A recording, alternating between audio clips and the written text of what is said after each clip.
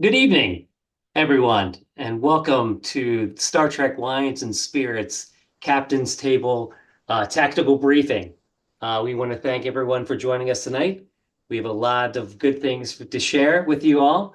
And we also want to thank you for everyone who's participating and joining us for the evening. We also want to thank Paramount, who's been a great partner in this journey with this Captain's Table. Everyone from the John Van Sitters, who's the director of design and licensing, all the way down to you guys who are joining us either at the event in San Diego or every year in Las Vegas. We just want to let you all know we have a lot to share. We have our distillery master, Crispin Kane, with us, as well as others on our team. So to start out, I just want to introduce our team. I'm Craig Spurrier. I'm one of the partners with Star Trek Wine and Spirits, as well as our parent company, Wine and Spirits That Rock. We have Howard Jackwitz on the team, who's president and co-founder of Wine and Spirits That Rock. And we have our other co-partner here, Esteban Velasco. And we also have our main speaker, which is Crispin Kane, our distillery master. So thank you, everyone, for joining, and let's get to it. All right. Well, hi, everybody. Thanks for joining us. We're really excited to do this. I'm Howard. I think we've met a lot of you before in Vegas and at our other events, but we've never really done this as a group, talked to our audience and tried to get some real direct feedback. So I did want to tell you that if you do have a Captain's Table bottle, we'd love for you to grab it, because at the end, we'd love to do a toast together. But I think we're very interested in having this gathering. And I think if you guys are interested, we would love to do more of this. I mean, that's kind of a goal for us, is to do more communication with you guys and tell you a little bit more about what we're doing. But I just think we're up to some fantastic things with the Captain's Table that we know about that I don't think you know about. So we really just wanted to meet you guys and share this information. And I'm just going to introduce Crispin. Crispin's really been our captain on this journey since we started. And yeah, let's jump in. I mean, Crispin, do you want to tell us a little bit about, give us a little of your background? Sure. Thank you, Howard. I actually started working in a winery 42 years ago, and then I began working in a distillery a little more than 35 years ago. There used to be a gentleman here in California from Cognac, France, Monsieur Hubert Germain Robin, who was making brandy. He's from Cognac, and I learned a lot from him. I was his apprentice for most of a decade. And that brandy making in old pot stills led me to eventually making whiskey and gin. And basically, here we are today. My former employer helped me get started in business and was very kind about doing that. And I used to lease their equipment. And when he retired and went back to France, I think in 2018, I got to buy the equipment from him.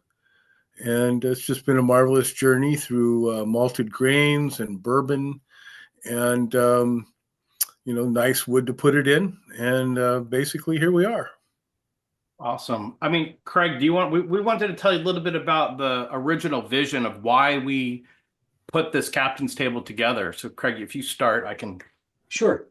So, 2 years ago, we released our Romulan Ale rye whiskey in the famous Romulan Ale bottle. And when we did release that, we released two expressions, the rye whiskey and a 5-column still vodka. And we got an overwhelming response to the whiskey that we did produce at that time.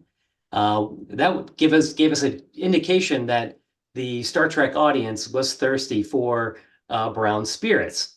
And we wanted to take that and elevate it to a level that would be to where Crispin and his facility could produce the spirit that we were looking for in this evolution of the captain's table. So that's a little bit of the background and how we started this journey in creating the captain's table and what the program is all about. And we identified several batches, and we with Crispin of unique spirits that are very, I would say, unique flavor profile, as well as they're almost legacy brands because they are aged spirits. They're not a young spirit. So something that we felt the audience would love and want to try, as well as want to seek and what the next batch was going to be. I mean, I would also say, you know, before we met Crispin, we definitely kissed a lot of frogs. Like we went out and tried a lot of whiskey and really met with a lot of distillery masters. And I think, you know, we were really trying to craft the old, we kept saying like, let's put out the greatest bottle of whiskey on the market in the galaxy. Like, what's the best bottle we can do? What's the best packaging? What's the best whiskey? And I think it is interesting that the whiskey did come first. Like we found Crispin, we tasted that barrel on August 11th, 2021. And that was a big day for me. I was like, man, I think I really like whiskey on that day.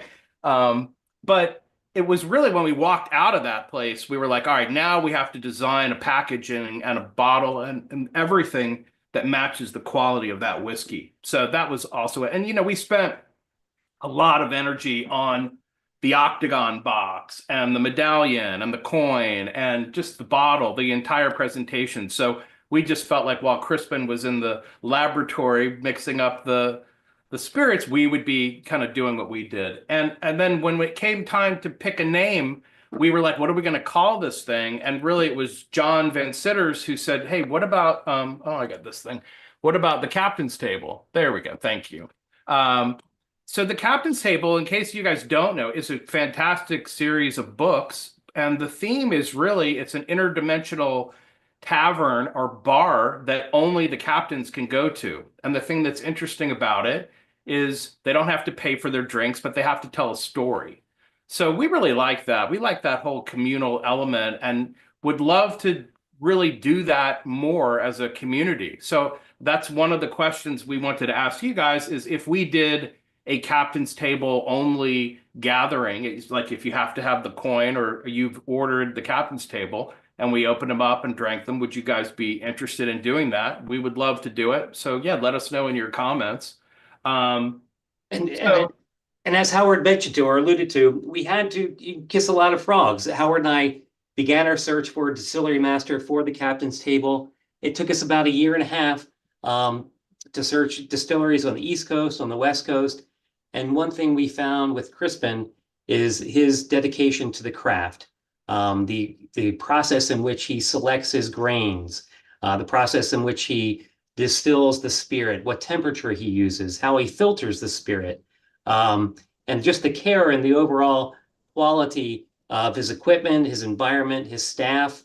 That brings us to a product that is of the highest quality and that we wanted to present to the Star Trek fan base and put into the captain's table package. So Crispin, if you could take the time and just tell us a little bit about the history or the process that you go through in distilling and selecting each batch that we have presented so far. We are on batch 5. We will be releasing batch 6 right after this presentation. So if you could just give us a little just a tutorial or history on how you distill, that would be fantastic. Okay, sure. So in apprenticing with a brandy master from Cognac, It means that I'm part of a tradition that is more than 5 centuries old, going from master to apprentice. And there are specific details that are only transmitted by word of mouth in all of this. The decisions we make in every step of the way, selecting ingredients, selecting yeast for fermentation, um, um, distillation in the copper pot still. It's a double distillation process, so we distill once and create um, a distillate that's 25 to 30% alcohol and kind of murky looking. And we distill that again. And what happens in the second distillation is there's these 3 distinct fractions. There's head and heart and tail. And it's that heart of the second distillation that we save for aging, blending, and drinking. And making those decisions on the cuts between those fractions is really essential.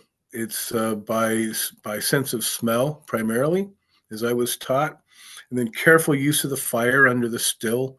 We don't want to go too fast. We don't want to go too slow. We're definitely not in a hurry. And then condensation temperature is, secretive and essential. A difference in temperature makes all the difference in the quality of the product in the end. And when I was 26 and just starting out, my master in this craft was unforgiving, tough, and wanted things precise and exactly a certain way. And I understood that he was aiming for quality, and having this goal in mind is essential through the whole process. Being familiar with what quality spirits are and then being familiar with how to achieve that goal is everything. And then matching the distilled spirits with good oak barrels. That's really essential too. So I do use both American and French oak in the long run, looking at rye, for example. But 36-month air-dried wood, at least makes a huge difference. It gets the green qualities out of the wood and leaves us those wonderful flavors that come with the brown color in the spirit. The brown colored spirits I make, the only source of that color is the barrels. There's no caramel coloring. There's no shortcuts. There's no trying to hurry up aging. There is no substituting the years involved from start to finish. It has to be. And ultimately, it leads us to a great amount of pleasure and enjoyment and reflection upon our lives and our lifestyles. And I'm really happy to be able to do this. Yeah, I want to get back there, Crispin. We just had the best time when we visited your facility and got to taste out all the barrels. I did see somebody asked a question, is there a coin? I just wanted to answer that. So the captain's table topper, if you crack it open, there is a coin. And that is really your entryway. Thank you for doing that visual down there. But that's when we do our whiskey tastings in Las Vegas. If you have the coin, you get to come up and join us, and it's really your entry. So it is one of the cooler things about the product. Maybe we could, since we have that graphic up, let's talk about the past releases that we've done. So just so everyone's aware, we have a 10 batch release program here. We've already gone through 1 through 5. We're going to be releasing batch 6 sometime next week, and then we have 7, 8, 9, 10 in the future. But these are what we've done to date. I don't know. I mean, I'm seeing some other people go through here and saying, "Oh, I've got 4," and I see someone just opened 5, and they're saying, "Oh, it's so caramel." But maybe we could just talk about a couple. I was a huge fan of batch 2. And I think it's because it's super high proof, but maybe Crispin, you tell me why I like batch 2. Well, I'll tell you something. Cask strength whiskeys, cask strength bourbon, that flavor is very concentrated. To get spirits at a lower alcohol content. Somewhere along the line, we have to add a little water. Often we'll rebarrel it so it picks up a little more oak. But the concentration of the flavors that happen during aging, while we're aging spirits in barrels, is continually evaporating through the wood into the cellar. You walk in my cellar and there's this wonderful scent in the air, and that is whiskey making its way to the heavens. And in fact, we'll lose 3 to 5% to evaporation every year, which is why old spirits cost more. But then also what's happening there, it's like simmering a sauce on the stove over a great amount of time. And so flavor is concentrated. And this is why people find cask strength whiskey so appealing, is because you can put a big piece of ice in there and spend some time with it. And it opens up slowly as the ice melts. And it just is a wonderful experience. So I'm not surprised you like it, Howard. Yeah, no, that one's particularly. Can I also, I see people in the chat room just saying, a couple are opening it and trying it right now, but others are saying, I'll never open it. Are you guys opening these and enjoying them? I'd love to see you, because they really are meant to be opened and enjoyed. I mean, I know they're fun, but they're more fun, I think, when they're open. So yeah, and just to give you a rundown on batch 2, it is 127 proof, aged 8 years, and new a charred American oak barrels. And I think that's a char number 3. Is that correct, Crispin? Yes, it is. And the mash bill is 65% corn, 20% malted barley, and 15% malted rye. So definitely a great mash bill on that one. Yeah, I mean, I'm really proud of all the releases so far. And the thing that I do think that's cool about what we're doing is, we're not really, we're really letting Crispin guide us on this journey. I think the original concept of the Captain's Table was like, Crispin, take us on a journey, like show us 10 different expressions that that you would like to put out there. And we want them to all be different, ryes, bourbons, all the different styles of whiskey that you as the distillery master can put together. And I think that's one of the cooler things about what we're doing. It's like they're all very unique. And also, just to say, I don't know, this was something I learned a couple years ago, but it's like every barrel of whiskey yields around 200, bottles of booze. That's what you get out of a barrel. And so these are very special. I mean, we're only releasing 200 at a time. And that is why we have this process where you have to sign up for every batch, and then we randomize it to really keep it as fair as possible. But they are very special bottles. So yeah, we're proud of them. I mean, was there any other folks that are trying these? I'm just reading the comments just to see like what people are thinking and if they're enjoying them. I've encouraged fans. I'm connected with several Star Trek fan pages on Facebook, and just so everybody knows, I am in uniform. I've been a Star Trek fan since 1966, and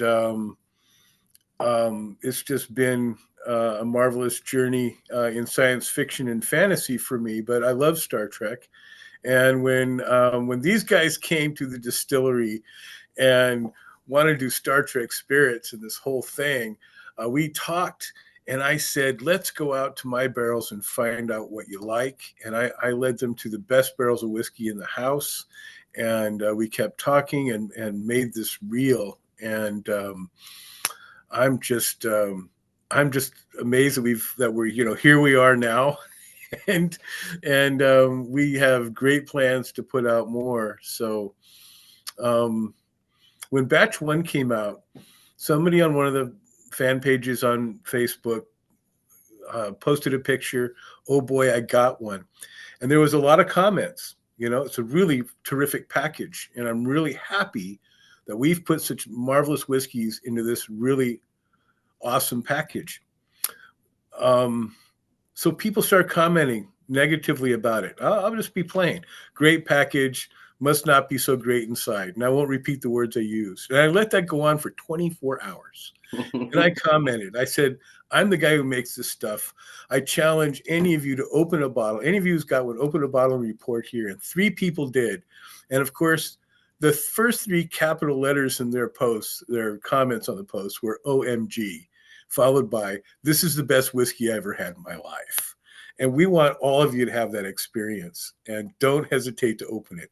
I understand your motivation for not opening it, but it's like I'll never sell my wand company phaser. Okay, I have one of those, and so I get it. But this entire experience, share it with your crew and find out what happens. Yeah, and that's another thing we would love to understand from you guys is, where are you drinking these, and how I have heard a lot of people tell us that that they're saving it for special occasions and when they drink it. So I think that's another bit we would really love to understand from you guys. And it is like the book. It's like we want to hear some stories, and I think there's a pretty cool communal element here in the whiskey community and in the Star Trek community.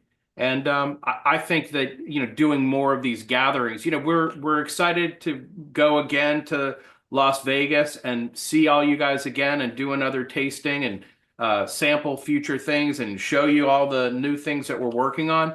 But yeah, this whole project has just really been one of the most fun, interesting things I've ever done. And it's just exciting that everybody's really loves the spirits and they love collecting the bottles. So we're really proud of it and glad that you guys love it. So, I know myself, I'm a huge rye fan, and I love batch 1, but batch 4, which was 100% rye, 86 proof, fit my flavor profile to a T. Aged for 7 years. I think, Crispin, you had aged in Kentucky oak barrels for 2 years, cognac barrels for 4, and then Grand Certinas barrels for 1 year. And that was fantastic. And then batch 5 came, and oh my God, what a great experience. It was just it was cask strength, 128 proof. The mash bill was all bourbon, so cask strength cask strength bourbon. And what a delightful expression. So Crispin does take the time and effort to trump as the captain's table matures and progresses. Each batch is getting better, and we're really honing in on some great stuff that Crispin has in his distillery. Also, I just saw someone ask the question, tell me about the tasting in Vegas. So just really quickly, we do the Star Trek convention, and normally, we are Star Trek wines and Star Trek spirits. So it used to be we did a wine tasting on Friday, and then Saturday we do our private captain's table gathering. So the thinking behind it is everyone who's got one of these coins can present it at the door. And last year we rented 2 suites in Vegas. There's some photos of our previous gatherings, and we invited everybody up. And, Crispin brought future samples and we tasted through. But more than anything, we really got to hang out with a lot of you guys that are just avid customers of ours. And it was really a pleasure to get to meet you and talk with you and really just hang out in a casual environment and enjoy the spirits. And so, yeah, that's what the tasting's about. So, and we did another one in San Francisco when we were there, but I think we're probably going to be doing Vegas and the virtual versions, but yeah, we'd love to do more of these. So I'd love to talk a little bit about batch 6. So I know that 1 through 5 are gone, and now we're focusing on the future. So tell us a little bit about batch 6, Crispin. Like what is it, or what can you tell us that makes it unique? Oh, He's on mute. Yeah, you're on mute, or I can't hear your audio. No, I'm no longer on mute. There you go. Perfect. Batch 6 again is rye malt whiskey, and I just want to talk about the rye malt I use in these whiskeys a bit. It's coming from a family farm in northern central Oregon. The farm's been growing grain for quite a long time, and there's these 2 older guys I got to meet that were born on the property, and their parents bought the land originally long ago, and they actually started a malting house on the property, and their rye malt was best rye malt I looked at a lot before I decided on something to make whiskey out of. And so that source has been very, very good. In this batch, I also included a little bit. I don't know if I've mentioned this before, but I've included a little bit of unmalted rye that was grown locally where I'm at in Mendocino County, California, but if only a very, very small amount. This rye did go through the charred American oak barrels and into used cognac barrels, and I have probably have 30 of those used cognac barrels in my cellar, and they all perform really well. But this particular batch went through barrels that imparted some really wonderful characters into the whiskey. And we selected it for this project for Captain's Table, just plain old because it's so darn good. And I know that once you get it in your hands and open that bottle, you're going to know that you've got something extremely special in your hands.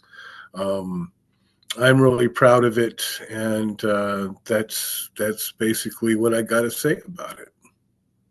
Very cool. So just so everyone knows, it's a 9-year aged rye malt whiskey. Crispin has 10 distinct whiskeys aged between 9 and 14 years, so it is blended. It's fantastic, aged in Kentucky oak barrels for 3 years, and then re-barreled in bourbon barrels for 6 years. So that's right. That's right. Thank you, Craig. So the thing about that blend is that's right. It's 70% rye malt. It's 20% bourbon, and then small amounts of corn, malted wheat, and malted barley. And it's a complex blend of 10 finished whiskeys. That's right. Mm. And in fact, by the time that gets in the bottle, by the time it gets to you, some of the whiskey in it will be 14 years old, and a lot of it's 10 years old by now. And complex blending is really where it's at. And the influence of the cognac barrels, the influence of the various grains, it's one of the finest things I've ever produced, this particular one. Amazing. Crispin, is there like one factor, or is it seems like there's so many intricate elements to making good whiskey, right? There's the barrel, there's the source, and there's the mash bill, there's the yeast, there's the barrels that you're aging again. Is there one thing that is just like, or is it just a balance that you have to know how to pull the levers, and it takes a lifetime to do that? Well, a chain is only as strong as its weakest link, and so everything must be done well. In fact, some people think that I'm just, making good whiskey and I'm lucky, but there is intent from the beginning, and you have to understand it. You have to know it. Maybe there's some of it in your blood, and then reaching that point where it's kind of like for me riding a bike. Once I've reached the point where what would Heinlein say, where I've grokked it in fullness, right? When I really understand it, I can't help but get on that bike and ride and keep that balance. And that is really a thing. That takes years to get there. The time at which I finally thought or felt I've hit my stride, as it were, in making whiskey was probably about 8 years ago. And I've been doing great before that, but I reached some sort of understanding on an organic level that where I decided, this thing in the glass is something I really want to keep doing and continue to improve upon, or simply shepherd this thing into the bottle, into your glass, and listen for the feedback from others who enjoy it. and that's really the key. Cool. Any like tips or tricks about like how to enjoy the whiskey? I've heard like when you're, to give it a good nose and maybe keep your mouth open a little bit while you're smelling, because that helps. Any thoughts on how we should consume this? Sure. If you want to experience, you've bought a bottle of whiskey and you want to open it and find out what it's about, um, get a glass like this one that's kind of narrower at the top and wider at the bottom, and spend some time carefully smelling it. I'll keep my nose a bit of a distance from the edge of the glass. Spend some time smelling it before you drink it. Let your nose and even into your mouth inhale the aromas, and let that really get saturated. Spend 10 minutes with it, and then taste it. And it just makes all the difference in the world. The first taste, the second taste, the third taste, your palate gets saturated with it, and then you've got it. You've got every flavor that's coming out of that glass, and it's there to enjoy and understand. Yeah, I notice a lot of guys that are on, YouTube or just doing it. They're like the first sip is just a giveaway. Then, you really get the flavors on the second one, but the first one you have to kind of warm up and give it a little chew. But yeah, love that for sure. Cool. So yeah, I think a lot of people are asking, when do we release batch 6? And so there is a link that we've been throwing out there.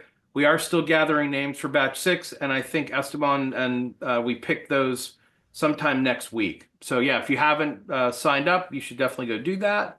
And then maybe we could talk a little bit about what's going on in the future. So we've got, 7, 8, 9, and 10. I know that there's some stuff kind of cooking in the background. I know that you also told us a pretty cool story about your uncle. I'd love to, just maybe give us a preview of, besides batch 6, which is coming next week, like what's coming our way. All right. Let's see.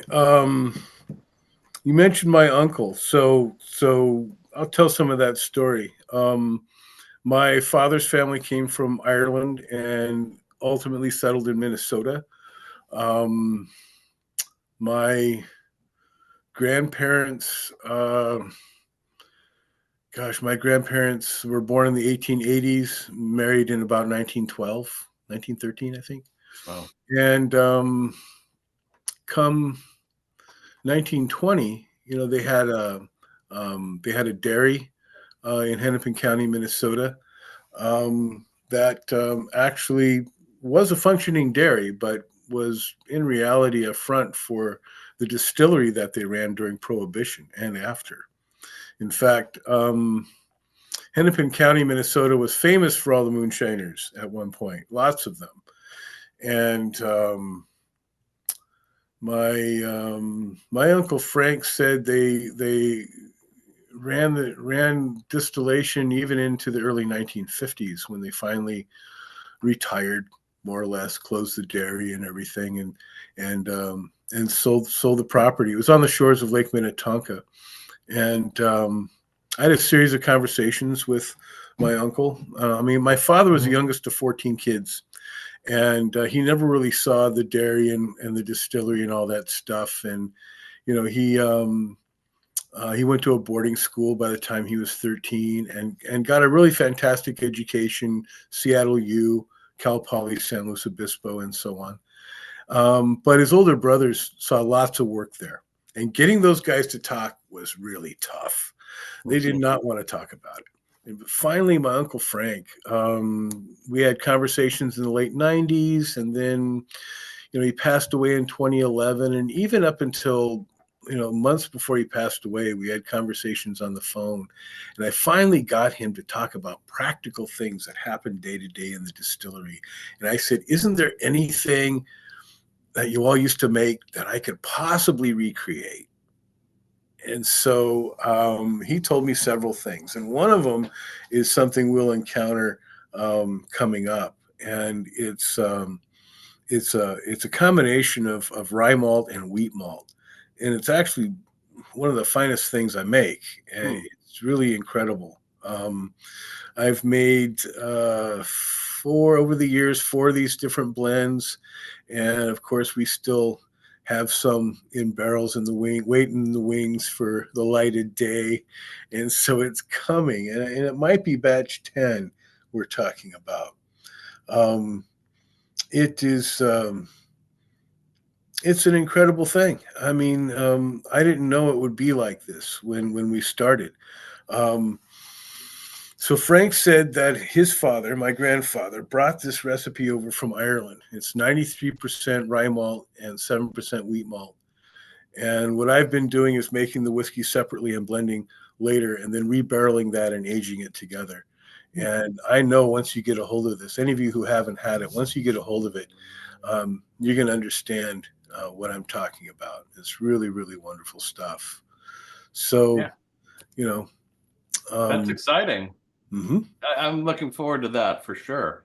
I guess people are asking also about Vegas. Yeah, I mean, we'll be there. We'll be there and have our booth, and we'll be kind of doing the same thing that we normally do. Yeah, I guess if you guys had any questions, I think what we would love to do is we have a couple, like some trivia things we'd love to throw out into the chat room just for fun. And if you have any questions, and I think also if we have a little time, which I think we do, we'd love to kind of hear any of your guys' stories. I know that Earl's going to pop a link into the chat room where you can kind of pop in. So if anybody wants to join us in this room and tell us a little bit about your Captain's Table experience, we'd love to hear that. And I'm going to hand it over to Esteban to maybe throw out some trivia, and we have a couple other things going on. So, yeah, absolutely. So first of all, we want to thank everyone who has joined the stream. It is truly a pleasure to share these moments with you and to just learn a little bit more about what you like about the Captain's Table and Star Trek Spirits as well. So we do have a bunch of questions that we want to ask you. As we mentioned on the chat, we also have a special surprise for those people who stay until the end. So the first question that I ask is, what are your thoughts on the selection process for the Captain's Table? So right now, the way it works is we basically have a form on our website. You can actually find the form on the chat, and people can sign up. Given that we only have 200 bottles available for each of the batches of the Captain's Table, then we later go through a random selection, and only 200 people are actually allowed to buy those bottles. We definitely want to know what you think about the selection process. We want to know your feedback, whether you would change something, whether you think it's fair, whether you like it. So feel free to type your answers on the chat. We want to make sure that we are listening to your feedback and implementing a process that works for everyone and that everyone is happy with. In the meantime, while we start getting all of your answers, I also want to write a poll, and you'll see that poll on the chat. So one of the reasons why we decided to do the tactical briefing today is because we want to, of course, tell you a little bit more about what's happening behind the scenes. We want Crispin to tell you firsthand what the process is when it comes to creating each of the batches. And we want to know whether you like this process or not, whether you would like to be part of more tactical briefings, whether you would like to be told what are the things that are coming up.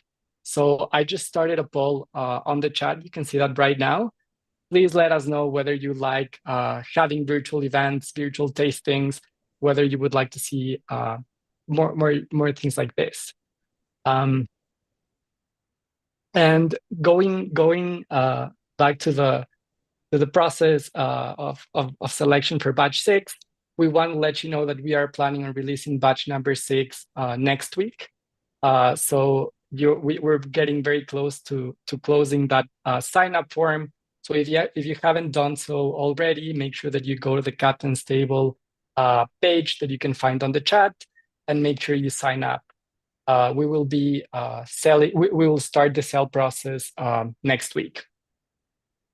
and just as a point of reference, just to say, there's only been 1,000 bottles released to date. Like, this is a pretty rare bottle to get. So yeah, just wanted to mention that. I don't know if everybody's kind of aware, but yeah, there's only been 1,000 bottles released in the galaxy. So go ahead, Esteban. Yeah, absolutely. So I see that we're getting a lot of engagement with our questions. I think that it's also time to do a trivia. And one of the things that we want to do is make sure that we are rewarding our most engaging participants or our favorite customers. So the way it's going to work is we're going to do a trivia. We would basically we're going to ask 5 questions. Most of those questions will be open-ended, and the people who answer all 5 questions correctly in the fastest way as possible will actually win a special prize. The special prize will be a Chateau Picard wooden crate that you can use to store all of your Star Trek wines or Star Trek spirits. This is a special edition crate. It's actually an actual show prop replica, and it is the last one that we have. So after we give away this wooden crate, we will be running out of them, and I don't know if we will produce them again. So I hope everyone's ready. I'm gonna end the poll right now, and I'm gonna start dropping all the questions for the trivia on the chat. So make sure you answer them. We will go through each of the comments and answers that you provide on the chat, and we will let the winners know tomorrow morning. So yeah, go ahead. There's the first question. Howard mentioned the answer at the beginning of the podcast, but basically the captain's table is a mysterious bar that only captains can enter. According to the series or the book, what is the only price that a captain must pay in order to get a drink at the bar? I think Jill So, yeah. hit it. Jill got it quick. Yeah, Jill got that. I see a bunch of people who got that answer correctly, so I think that's great, and we'll give you 10 more seconds so that you all can submit your answers, and then we can move to the second question. Cool. And also, while you guys are just chatting in the chat room, I'd love to know whether you would like to do a captain's table gathering online, kind of very similar to this, but open it up where everybody could really communicate and talk to each other rather than just us as talking heads. So let us know your thoughts on that. Perfect. So yeah, I think we can go with the next question. So the next question is, although the captain's table is primarily a setting for storytelling, it also serves as a gathering place for captains from many backgrounds. Are non-Federation captains allowed to the captain's table bar? Yes or no? And I see that a lot of people are already answering that one, so that's great. All are welcome. It looks like Jill's 2 for 2. Yeah, all right.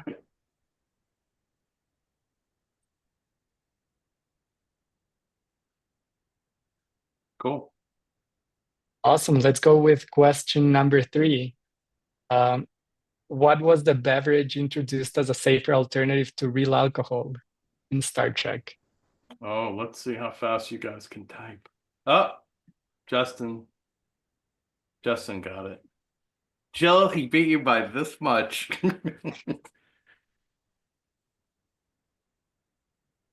Cool. Perfect. And then the last question, the fourth question, sorry, is here.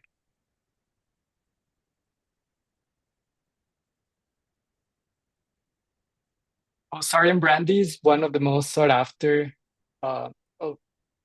It seems it didn't get posted. I think the question is that Saurian brandy is one of the most sought after beverages in the galaxy. Which Starfleet officer was particularly fond of it in the original series?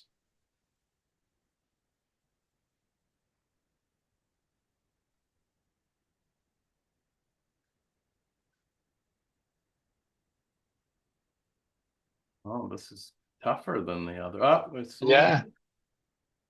Yeah, there are a few people who got it right.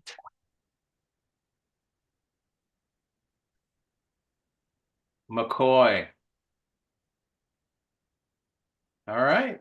Fun. Nice. And then let's send the last question. So this one is Sarin Brandy was also involved in an illegal smuggling operation during the original series. Which infamous character was caught attempting to smuggle Sarin Brandy?